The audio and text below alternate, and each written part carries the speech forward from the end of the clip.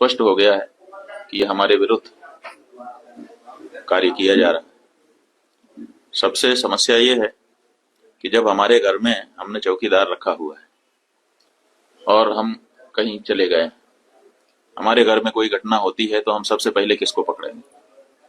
सबसे पहले तो चौकीदार को पकड़ेंगे ना, कि तुम कहाँ थे, क्यों ये घटना हो गई तुम्हारे रहते हुए, किस लिए तुमको रखा था। लेकिन यहाँ नहीं ऐसा हो रहा है।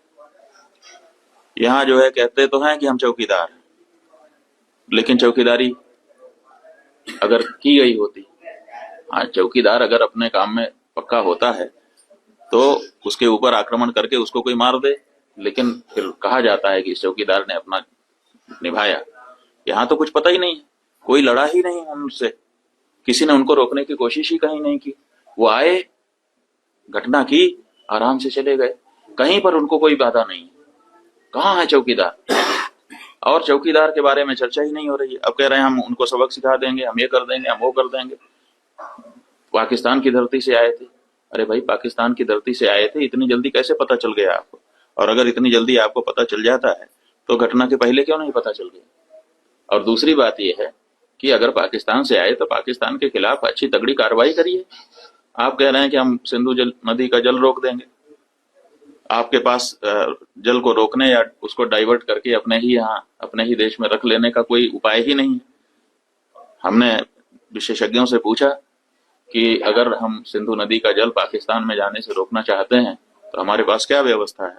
उन्होंने कहा हमारे पास कोई व्यवस्था नहीं है। अगर हम आज से शुरू करें कि ऐसी व्यवस्था हम बना ले तो पैसा कितना लगेगा वो तो अभी पूछिए ही मत। अगर पैसा पर्याप्त दे दिया जाए, पैसे के कारण एक दिन भी काम ना रुके, तब भी 20 साल लगेगा, तब हम सिंधु नदी का जल रोक पाएंगे। तो ऐसी परिस्थिति में हम ये कह दे रहे हैं कि हम सिंधु नदी का जल रोक लेंगे। और टेलीविजन के एंकर हमने सुना, वो कह रहे थे बूंद बूंद के लिए तरसेगा पाकिस्तान, एक गिलास शुद्ध पानी नहीं मिल पाएगा, खेती नष्ट हो जाएगी, बिजली नष्ट हो जाएगी, ये हो जाएगा, वो हो जाएगा। गजब बता रहे थे, ऐसा लग रहा था कि जैसे प्यास तो लग ही गई पाकिस्तान को। और इधर विशेषज्ञ बता रहे हैं कि हमारे पास पानी को रोक लेने का कोई उपाय ही नहीं है। तो ये जो बातें हैं ये समझ से बाहर है। हमारा ये कहना है कि घटना बहुत बड़ी हुई है, इससे बहुत सारी शिक्षा समझ लेने की आवश्यकता है, सबक लेने की आवश्यकता है।